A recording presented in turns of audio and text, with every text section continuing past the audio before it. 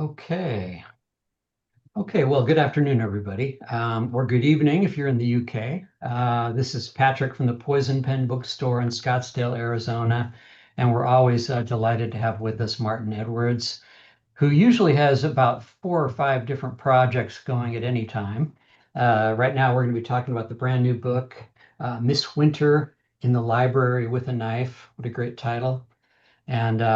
And there are various anthologies too. This is the latest, I believe the latest, isn't it, Martin? Lessons in Latest in Crime. the States, yeah.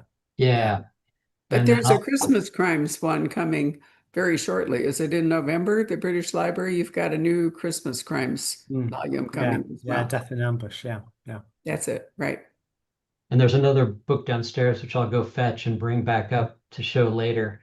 Um, but yeah, that's it. If you have questions for Martin or Barbara, go ahead and type them in, and I'll be happy to ask them later. So Barbara, over to you. Thank you very much, Patrick. So I look back on my many years of friendship with Martin, and I remember when he was a hardworking lawyer in Liverpool and was writing a somewhat dark series, quite small, about. I'm trying to remember. Was he a solicitor? What was he? Yes, yes, yes, it was Harry Devlin, That's yes. it, Harry Devlin. Anyway, and then Martin and I began a series for Poison Pen Press that featured Yeah, a kind of an Oxford academic in the Lake Country. The yeah, first book was The Coffin Trail, which I always thought was a brilliant title. So it had a lot of lake history and a lot of other things. Meantime, Martin also took on editing British Library crime classics, which Poison Pen Press also published. And for those of you who are wondering what's going on, we sold Poison Pen Press, my husband and I, to Sourcebooks in 2018, at the end of 2018. So the imprint's still going, but I am not the editor anymore. Well, sort of in spirit, but not actually. And then Martin, it turns out, has also been editing the Crime Writers Association in Britain, which is like the Mystery Writers Association here. Their short story anthologies forever. So Patrick is going to bring out the latest book.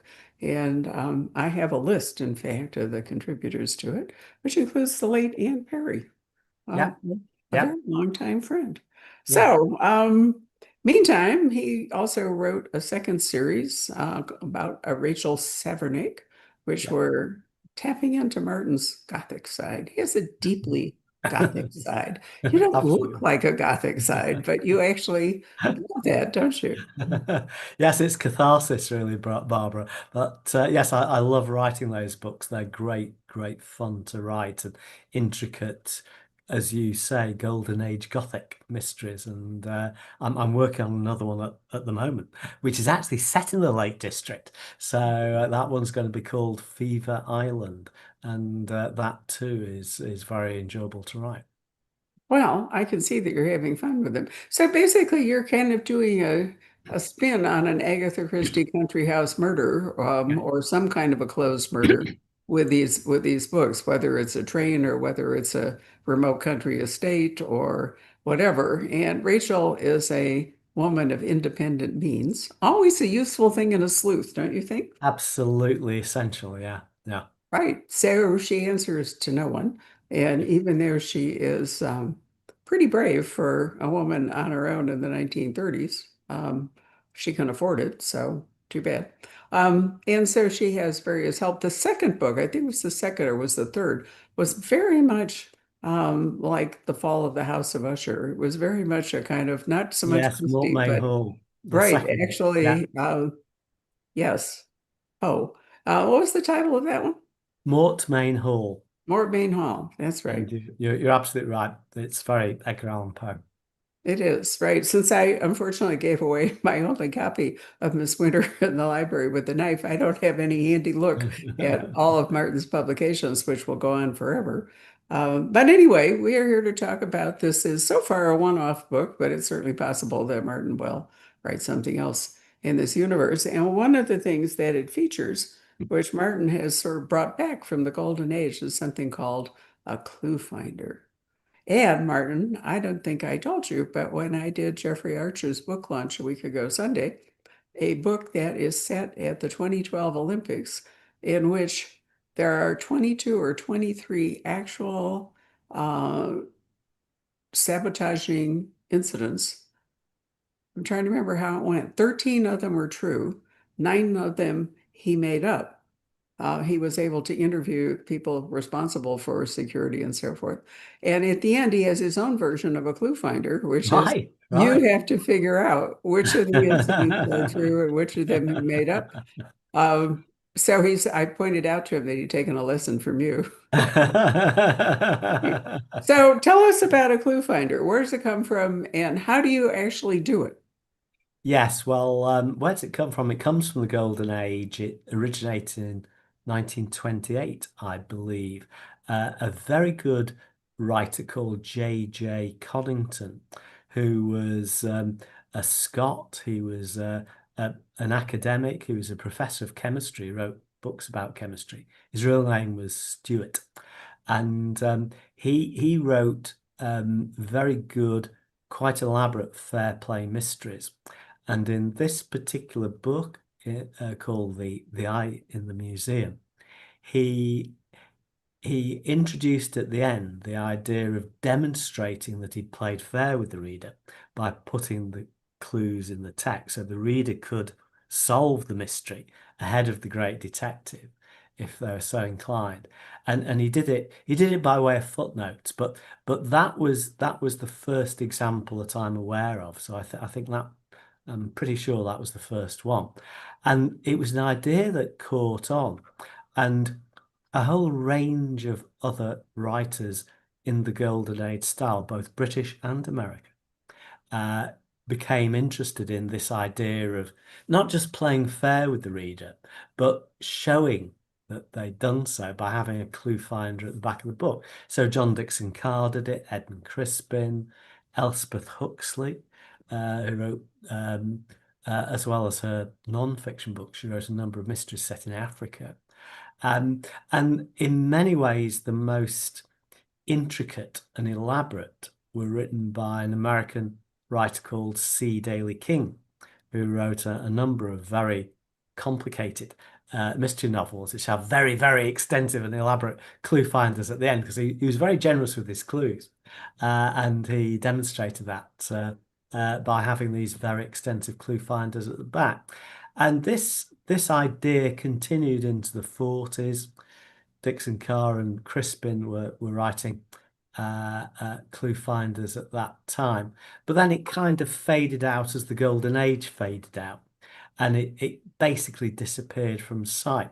And because I've always liked the idea of the clue finder and playing fair with the reader, I thought with Mortmain Hall, which was the second Rachel Safnate book, as you say, that I would bring it back. And I did so, and the publishers liked it and readers liked it. People commented on it. So I was asked to do another one. And I've kept doing it ever since.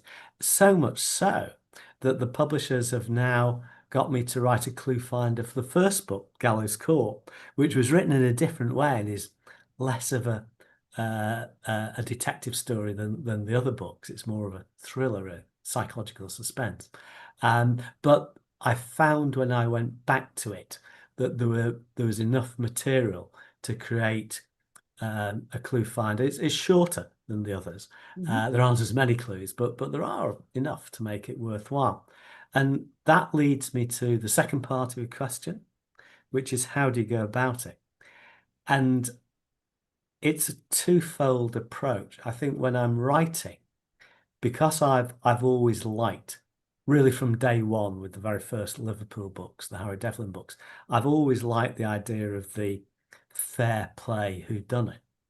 And so there've always been clues in the novels. And so my instinct as a writer is to plant those clues as I'm writing, because I don't plot as extensively as I used to do because I've become more experienced and more confident.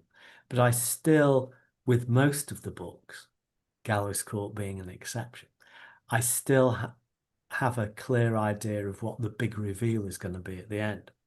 So I plant the clues, and then as I write and more ideas and subplots occur to me, I introduce additional clues. And then when I finished the book, I will go back and work out where all the clues are, and then they're put in the clue finder at the end. And I've been really pleased with the way that people have responded to it. They've been fascinated by it. Other writers have started using it. I didn't know about Jeffrey Archer, but that's funny. So it's a fun thing. It's a nod to the golden age, which my books are generally in one way or another. There's usually a hat tip to the golden age, and the clue finder is an example. So you're just proving that everything is new again. Yeah. Absolutely, Yeah, it really absolutely. is. So when you do it, I mean, I'm seeing it in front of me. Do you have a page number, right? So that the Yeah, reader, all yeah, right, and then there will be a sentence or a phrase or whatever yeah. it is.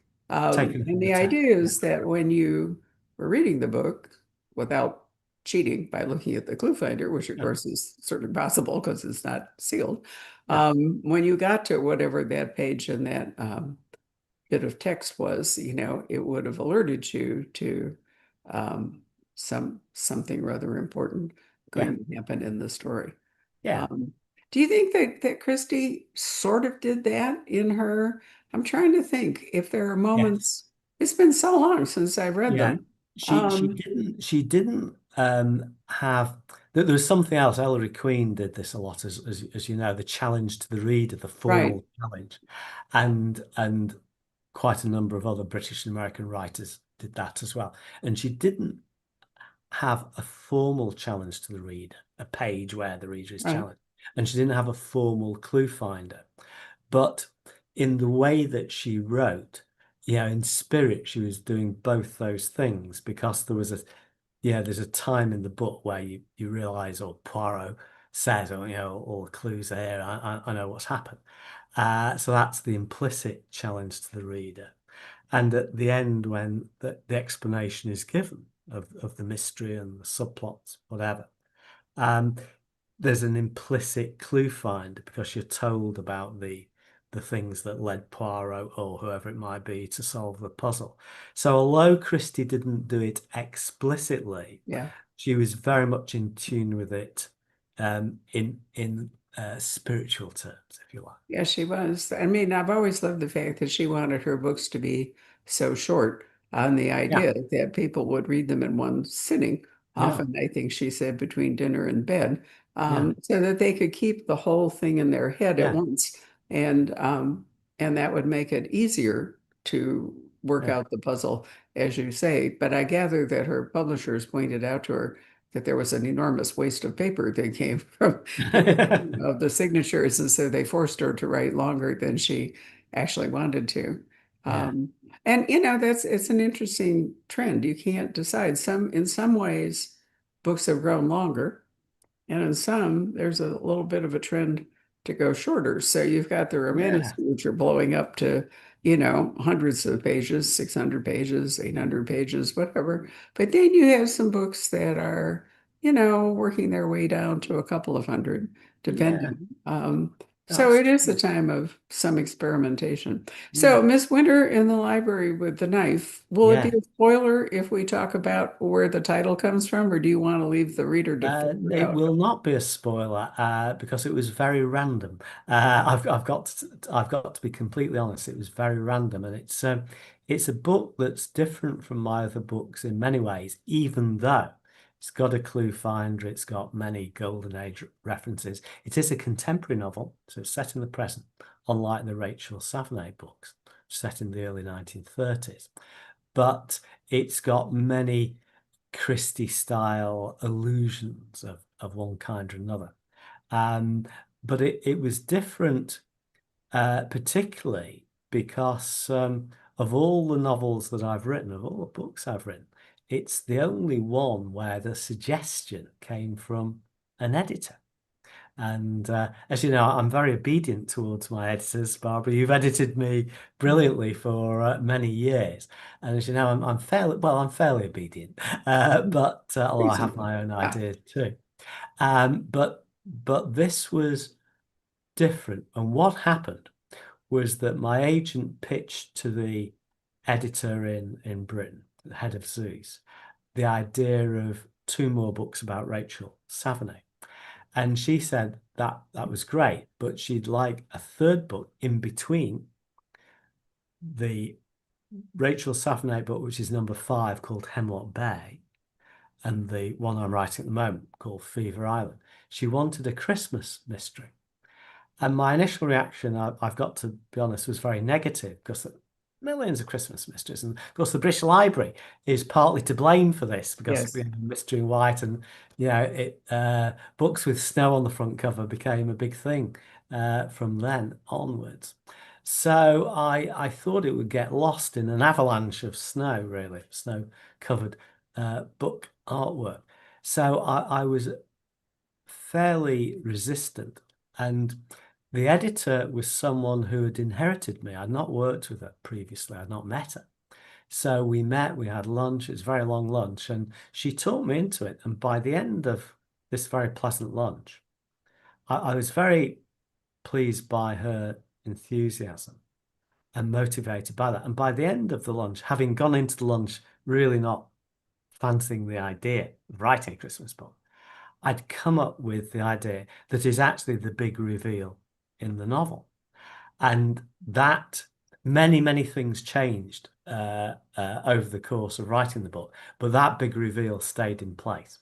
There are lots of other elements to the book, but that was an idea I really liked, and I stayed with it, and that was very motivating because it was a strong idea, I felt. So I went away, I agreed to do it. I then wrote the Rachel Savanate book, and then I started this book, and she wanted some puzzles in it. And so that made it more complicated. And I came up with what I thought was a great title. And my title was Evil Under the Snow, which has the Agatha Christie Right. reference. And yeah, it's Christmas. I thought, yeah, I like that. It's original, it's different.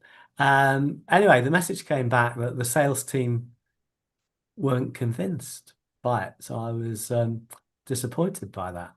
And in fact, I did work Evil Under the Snow into the story. There's a podcast called Evil Under the Snow, which is very relevant to the story because I didn't want to lose that. I liked it. But I'd started writing the book and I didn't have a title for it, which is very unusual for me because I think titles really matter. And I I care about titles a lot. And then Bethan, my editor, said, I've come up with a title which is either deranged or genius. Oh, well, I'm worried about this already. And so I said, what is it? She said, Miss Winter in the library with a knife. So there isn't a character called Miss Winter. There isn't a library. And there isn't a knife. Apart from that, it's fine. But I was completely unconvinced. But she then played the killer card by saying the chief executive, Nick Cheetham, whom you know, likes that title. So to cut a long story short, I was stuck with it. So it was completely different as an experience because I, I hadn't intended to write a Christmas mystery, and the title was not mine. And so that was quite challenging for me, and it's quite a difficult book to write, like complex, quite intricate. And so my feeling is when I write a book, I've really got to care about it. It's important to love what you're doing, even when it's difficult. And it was feeling like a bit of a struggle in those early stages, first 10, 15,000 words. I thought, how can I really motivate myself, get into this and get excited about it? Because if the writer isn't excited, the chances are the reader won't be excited. So it's very important. And every book I've written, for good or bad, I've always been excited by. And I thought, I know what I'm going to do. I'm going to have a lot of fun at the expense of the book industry, the book world, authors, editors, publicists, writers. I'm going to have jokes. it's going to be an important part of the book. I'm going to have fun with it. And that was really transformational in my thinking about the book. And it's a big part of the book. So six people come to this remote village in the uh, north of England, North Pennines, and they're connected because they're people associated with the publishing world in one way or another. There's a podcaster, there's an editor, there's an agent, there's a failed crime writer, and a publicist, that kind of thing. And that really unlocked the book for me, and it gave me the motivation and the commitment and the pleasure to do the hard yards of putting this pretty complicated book together under quite a bit of pressure of time. And so it was for me it was a different way of writing, but it worked out in the end very happily, I must say. So in Britain, it's called Cluedo, and here it's called Clue. I refreshed my memory of this because Mm. Martin and I are working on a thing for the British Library, and one of the things that occurred at the Agatha Christie centenary back in 1990 was that the World Cluedo Championship was taken down there to Torquay, Ah, the little coastal town in Devon, where the celebration was held, where Agatha spent much of her life, or at least part of her life. yeah. Anyway, what's the difference between Cluedo and Clue? Because clearly Miss Winter in the library with a knife, relates to Cluedo. Yeah, well, it's a sort of, again, it's a sort of nod. It's a hat tip. It's not a Cluedo book. I think Bethan chose those terms very carefully, so there's no copyright infringement. But it creates this idea of the game, and the game is very important. The characters are invited to Midwinter to play a game, and the reader is invited to play the game. You don't have to. And you don't have to bother with the incidental puzzles. They're kind of seasoning to the main dish, if you like. Um, but um, but they play a mystery game in the story. One of the characters in the game is called Bethan, which is my editor's name. That was a little in joke. The book's dedicated to Bethan as well. So uh, the book begins with rules of the game that the reader can follow if they're so inclined.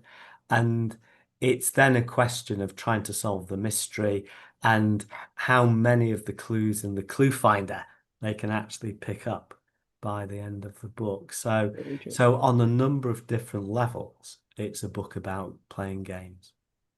It is about playing games. It's also a book about people stranded in an isolated estate in a giant blizzard. So in that sense, it's Yeah, kind of yeah. pure Christie, the Pennines being Yeah, remarkably remote. For a small country, there are places in Britain that are yeah, really remote, yeah, in a way that it's hard to achieve here in the US. I always try to remember, I'm sure I've told you this, you can fit the entire British Isle into Arizona, yeah, the yeah, entire island into yeah, Arizona. yeah, And that's right. yet, trying to move around in England, trying to drive, it's as though it were as big as the whole United States, I mean, Mm. you can drive faster across Arizona than you can drive just through part of England. Oh, Right. absolutely. Yeah. Yeah. So the Pennines, I think, are an interesting place. I'm trying to remember, wasn't it Stuart McBride who wrote a number of books set in the Now, Pennines? Stuart McBride is up in Aberdeen in Scotland, so that's Yeah, quite a but lot. wasn't he before? I think that he was Oh, before he went to I'm not Scotland. aware of that. Right. Okay.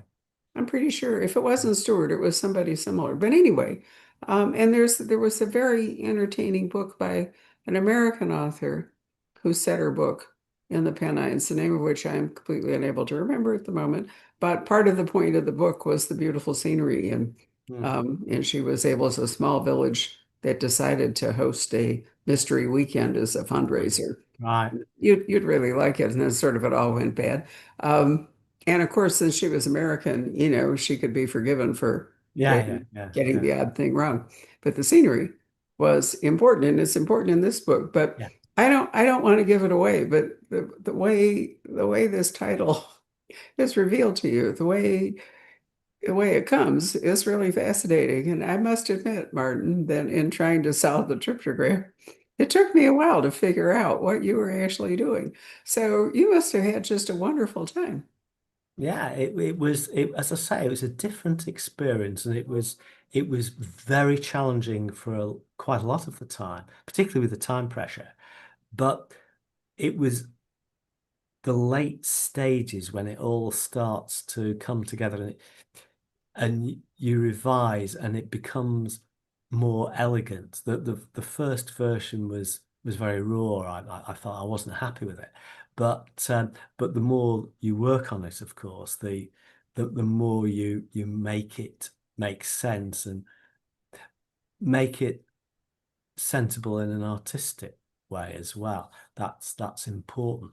And so the latter stages, I think that book improved quite a lot quite significantly in the very late stages of writing when I finally um, got in my head clarity about all the different strands of the storyline. That was a breakthrough, really. So it takes a deadline, doesn't it? I mean, you could still Yeah. be working on it. You hadn't Yeah. actually had to turn it in. I mean, Yeah. even to be a published author means that you actually have to let go at some Yeah. point of whatever you're Exactly working so. on, Yeah. and whatever Yeah. whatever its pluses and minuses, whatever its flaws or something at that moment. That's That's it, right? that's that's very true. One of the reasons I never listen to my audiobooks is that I always know if I did listen, I think I'd like to change that sentence, or I'd like to do this or that, but no. But this book, one of the other things Bethan did, the audiobook, I actually recorded part of the You audiobook, did. which was a surreal experience. I was astonished when she suggested it. They had two actors, a man and a woman, to read the main parts, but I read the rules of the game and the cast of characters and the clue finder as well. So I had a day recording that in London, which is great fun. I can see that. Now, Martin actually told me some time ago that he was retiring. I tried not to laugh because at that point he was chairman of the Crime Writers Association. He was the president of the Detection Club. He was the editor for the British Library Crime Classics. He's the editor for the CWA anthologies, and he's spewing out books. So, have you found? I mean, it seems to me that your workload has increased since you retired formally from being a solicitor, although maybe you were crushed by work in your Uh, actual law practice, and this is a break. Well, I have to tell you that on Tuesday of this week, we're on Friday now. On Tuesday, I'm still a solicitor. I actually went to our Leeds office, so I had a day of being a solicitor. So I've not quite retired even now as a solicitor. But of course, what I do is very tiny compared to what I used to do when I was a full-time partner. And I've been on the verge of retiring for probably about 15 years at least. But yeah, I went to meet the guy who's taken over in charge of the this part of the firm that I'm in, and he was very pleasant. We got on very. I'd never met him before. Got on very well, so I'm sort of carrying on for the time being. But it is a question of finding the time to do these different things. And of course, it's the writing that is, I've never made any secret of this to my colleagues in the firm. It's the writing that has always been the number one thing for me. See, I think for you, there's sort of an expansible time universe that the rest of us don't occupy. I am convinced that there's no other way that you could actually do all of this.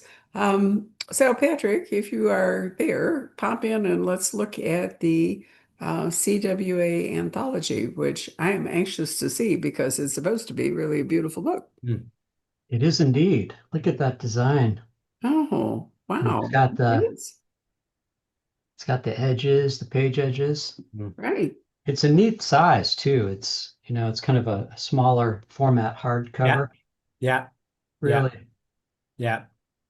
has a Now, great feel here, to it. here's a very impressive list of authors. I will read it to you since I wrote it down, and then Mark won't have to remember it. All right, featured authors in this book: Anne Perry, Christine Poulsen, Andrew Taylor, Amy Myers, Judith Cutler, Gillian Linscott, Martin Edwards, there he is, Bernie Crosswaite, Catherine Aird, Simon Brett, Yvonne Eve Wallace, John Harvey, Kay Dallas, Zoe Sharp, Bill Knox, Cass Stancliffe, Liza Cody, Ann Cleves, and Peter Lovesey.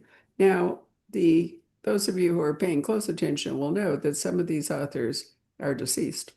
Peter Lovesey, tragically last December, Anne Perry, a couple years back.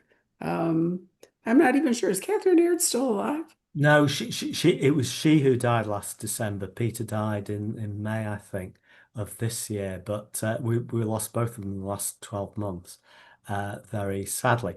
And the concept of this anthology is one that we utilized a few years ago, and it was a success. So we've done something similar again. And the idea is to gather together some good stories from CWA anthologies of the past 50, 60 years.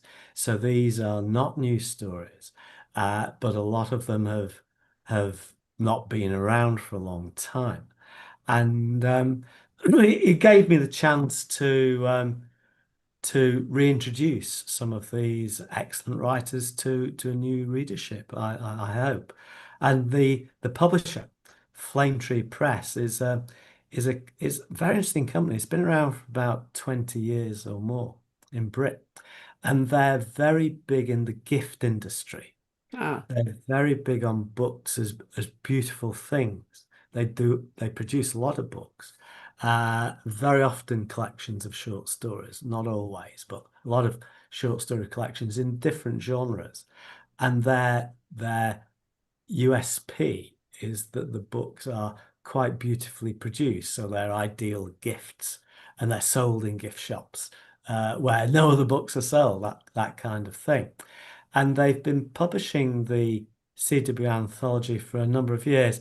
I came across them. I was invited to write some introductions for a couple of their anthologies, and I did that, and I became very interested in them. And I like the people. The guy who runs the company is a guy called Nick Wells, very, very good, cares a lot about his books and the quality of them.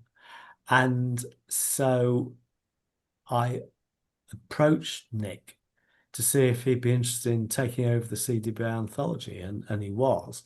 And the books have done well. Last year's anthology, which is all new stories, contemporary stories, there were four stories from that book on the Short Story Dagger shortlist, which for the editor is of course very gratifying, as you know.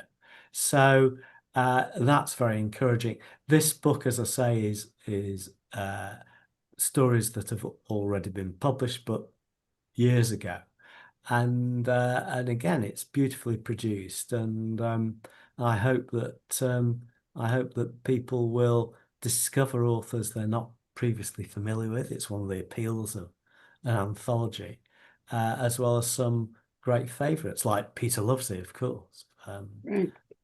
one of the Do you best know writers. there is a book out which I am extremely fond of and have been ordering? There's an outlet here in the US called The Best of Peter Lovesey. And Yeah, yeah, it is just wonderful. And yeah, I forget, I mean, I've known him since 1990. In fact, at the Christie Centenary when we had dinner together, um, how just brilliant he was. Oh, it was just such a pleasure, absolutely. to Yeah. read that wide variety Mm. of stories. So I think it's great that you're doing this. My understanding is that this is the only edition of this book. I mean, it's not going to be a paperback, whatever, and partly because of the production values and the whole bit. This is Yeah, it. yeah, yeah, yeah, that's right. Yeah. So that makes perfectly good sense. Now, Yeah. let's go back to the British Library, talk about what's going on there.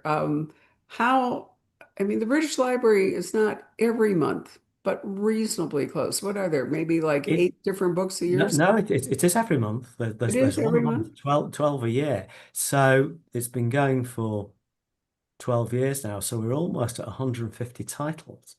In the States, it began at a little later. So about 10 books behind in the States, and they don't come out, I don't think, in precisely the same order. Because Christmas books have to come out at Christmas and that kind of thing. But those books, I've been reading one today, but I'm doing an introduction for one for next year. Those books are still very popular, and the sales are still terrific.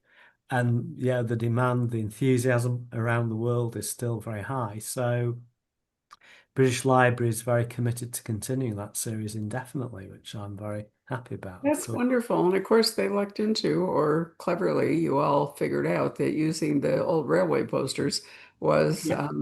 a great. In fact, I just commented on the November book. What's his name? Mr. Somebody or other. I'm sorry, I'm having a blank Mysterious moment. Mr. Badman. Yeah, but the cover, it starts in July with him, escaping from prison and snatching up a bather's clothes and, Mhm. a bather's clothes left behind while the bather was in the water and reinventing himself. But it has an autumnal cover. It has a beautiful fall-looking cover with gorgeous leaves and, yellow and orange and all that kind of thing. And it's surprising how often those posters highlight whatever's going on in the book, the location or the Yeah, season or, I didn't yeah. know the British Railway was so incredibly prolific.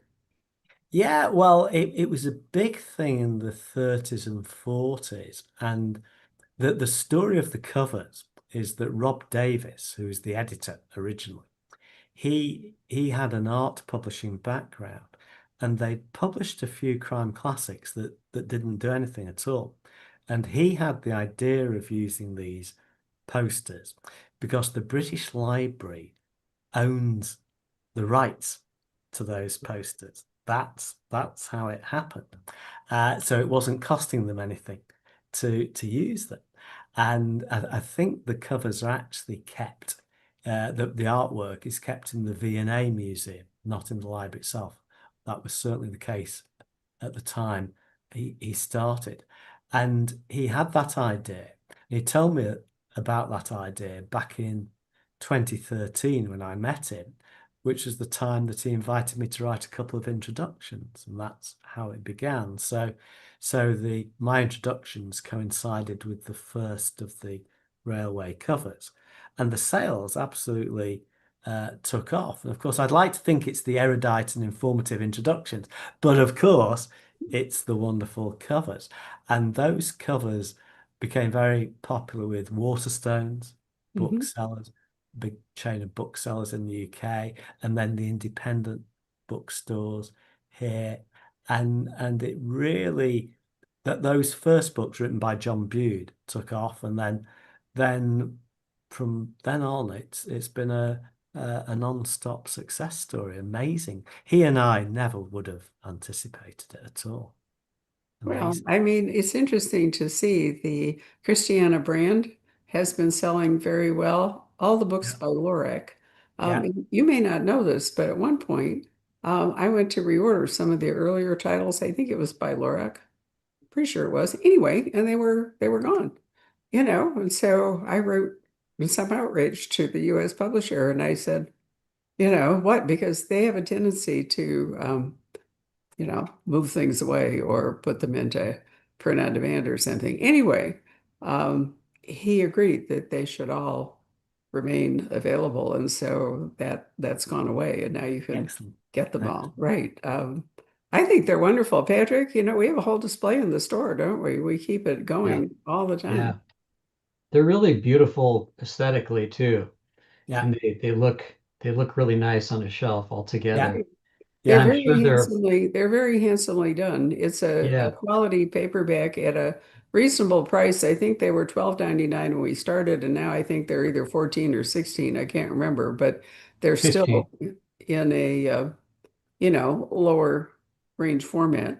And it's been interesting to see. I thought Mary Kelly's The Spoiled Kill was like my favorite rereading it. I just couldn't Mm. believe what a wonderful book it was, and I'd never It's heard of great. her. Yeah. And didn't she ace out some really terrific writer for a gold dagger with that book, if I Yeah, remember? John le Carre. Yeah. That's it, right? Yeah. Yeah. So, There are some gems there that in the fullness of time would be lost for good, but the library has brought them back. So Poison Pen Press in the US also then decided, actually my husband Robert, that the Library of Congress should not be left behind. And so our friend Leslie S. Klinger is the editor for the Library of Congress Crime Classics. And I think they've done well, but they don't have that cover brand that the British Library Crime Classic has. The Library of Congress doesn't seem to own a, a trove of the same kind of consistent and quality artwork. And so, I really do think that the Rob's idea of using the posters, Yeah. whether it was because they were at no charge or whatever it was, turned out to be just brilliant. Yeah, it was publishing genius, really. It's and he's no longer with the British Library, but he does a bit of freelance. He's a freelance now, freelance editor. He still does the occasional job for the British Library, but he really is the person who's responsible for transforming that series because it was doing nothing, and then all of a sudden it's fantastic, and it's remained fantastic ever since. So Martin, I I should, I have a sorry, okay, question, go ahead. a question for Martin about I really admire the kind of the scope of the different themed anthologies that you put together. I mean, they're all over, they're bibliomysteries. I think there was one on the theater as a Yeah, background. yeah, Um, that's got to be fun, kind of coming up with a theme yeah. and trying to sell that. Do you have Yeah, any that are really, coming up that are fun to talk about or? yeah, certainly. The I suggested to Rob fairly early on that it'd be worth trying an anthology. And the anthologies, I've edited a lot of anthologies, over 50, but the British Library ones have done far better than all the others, CWA included. They're incredibly successful, particularly the Christmas books. But also some of the others, Murder by the Book, which is Biblio Mysteries, was a very successful anthology indeed. And it's I think with an anthology, what I like to do, I like to have a theme that's interpreted quite broadly. Don't want to be too prescriptive about it. But I also want some well-known authors, maybe one or two fairly well-known stories, but also each book, I think, should have something that comes out of left field, that an author that nobody's heard of, or a story that has been lost for 70 years, something like that, or maybe several of them. And I get suggestions from collectors and dealers, people I'm friendly with. They come up with some good suggestions. They find the text of some of these are published in very obscure magazines in the 1930s. They're hard to find. They're not even in the normal archives, some of them. So British Library doesn't always have them. So tracking them down can be tricky. But the idea for me of an anthology, both as a reader, because I read a lot of anthologies and I've been reading them for a very long time. I like them. I like the variety, and I think it doesn't matter that there are some stories in the book that you think, well, it's not necessarily my cup of tea. Because what I find from readers is that people will say to me, I loved this story, but not that story. And then somebody else say, I like that story, but not this story. Because we all have different tastes. And so the anthology caters to potentially to a very wide range of readers. You have to accept that you won't love them equally. I don't love them equally. Uh, can't deny that. But I try to pick stories that I think will have interest and appeal to certain readers. And that's the way I go about it, really, to have that diversity. That was Have there been fantastic. particular themes that you have done really successful or more so than others? Murder by the Book was very, very successful. Very interesting. The Locked Room books have been successful. There's one called Miraculous Mysteries, and there's one that's just come out in Britain, which I think has not come out in the States yet, called As If by Magic. And those again are Locked Room and Impossible Crimes. Those have done well. Um, yeah, it's quite a range. In terms, you asked about upcoming books, and there is going to be one next year, which will be we're discussing the title, and there are various titles being kicked around, but it will basically be clerical crimes with yeah where there's a vicar as a detective, or it's written by a vicar or something like that, but the clerical theme. Um, and then there will be another one, which will probably be the second book next year. We tend to do two a year, and 10 novels. And the second one will probably be called Mayhem Parva, and it'll be mysteries in English villages. That's the What fun. I'm glad you're having such a marvelous time with it yeah, all. So I yeah. haven't mentioned, I'd have to look it up, but Martin has won an extraordinary number of awards in the last years, starting at the top, I guess, with the Diamond Dagger, which is Britain's, well, in part it's just because you live this long, but mostly it's because you had a great career. And so well deserved. But I have been present when he has won Agatha Awards, Edgar Awards, right? Yeah. Anthony Awards. HRF Keating, McCavity, Poirot Awards. And in Ah, 2020, he was awarded the Crime Writers Association Diamond Dagger right. for his outstanding contribution to crime fiction, um, and various other awards. Many, many. Right. Yeah. All thoroughly deserved. Now, you might just say a word about the Detection Club because that is, you're no longer the chairman of the Crime Writers Association. Is that Mr. Mukherjee now? Is the No, that is now Nadine Matheson. That's a 1 year role, and it right? can be extended to 2 years. But I did 2 years and a bit. But that it's a finite thing. It's quite a demanding, time-consuming job. Role of president of the Detection Club is a bit different because we just have three meals a year. And we're going to have next year, for the very first time in the club's history, we're going to have a summer lunch in the north of England, probably the Lake District. So if you're around in England in late July next year, just think about that, Barbara. And that will be fun. That was a decision of the members this year.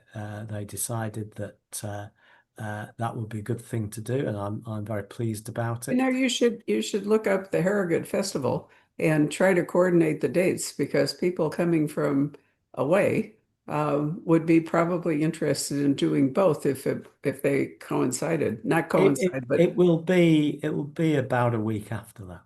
well, that's not too big. No, A span, yeah, right? yeah, Yeah. Well, I've been um, fortunate enough to go on to as a guest yeah. to three, I think, two anyway, Detection Club. Peter Levesey invited me to the first one, and it was when Ellis Peters got her Diamond Dagger, and there Right. was a Detection Club lunch, if I recall, rather than a dinner. Um, No, that would be CWA. was it? Yeah. Diamond Dagger would be CWA. Yeah, But I yeah. thought that the Detection Club also had a meeting around She that. was certainly a member of the Detection Club, Yeah, but it was something to do with they the always had Detection Club. dinners in the Detection Club And until the reason I remember that is I had to be invited as a guest, but I belonged to the CWA, so I could have just gone on my own. But Peter had to take me right. to whatever this was. The other one was at the Savoy a long That would time be the ago, Detection Club. in which I spent a considerable part of it sitting in the very pink women's withdrawing room with P.D. James, who we had a wonderful conversation. She wasn't all that talkative, socially a lot of the time, but she was in full flow that night. It was really interesting to do Mm, that. mm. Anyway, Martin, as you can see, has a very full and fascinating and very hardworking life. And Miss Winter in the library with a knife. Honestly, you have to read the first part of the book to understand why it's called that. I mean, it's just so clever. And if you can solve the first, I think it's really kind of the first major clue, isn't it? That's how you get to work out what the title is. It will help. Yeah, yeah, It will yeah, help, right? yeah. Is So, there a little nod to Daphne du Maurier? I know she was De Winter, right? Well, as I say, the title came from my editor, so you'd have to ask her. But the village where the action takes place is called Midwinter, so it's a bit of a pun, really. That's I think where it comes from. it where it comes from, I mean, it's so obscure that you will not figure it out listening to this conversation. You actually have to open the book That's and true. read it Yeah, to figure out why this is the title. But as I said, it really has an echo of Cluedo or Clue, as the case may be, Colonel Mustard in the yeah, library, yeah. that sort of thing. Yeah. Anyway, Martin, thank you for your time. And Thank if you you. can hang on a minute, we'll talk about something else. Yeah, Thank you all very much for joining us this afternoon. We do have copies of the paperback at the moment. The hardcover goes on sale on Tuesday. yeah. And if you belong to our British Crime Club, our subscription club, you will get this book in December. Fantastic. Thank Thank you. you.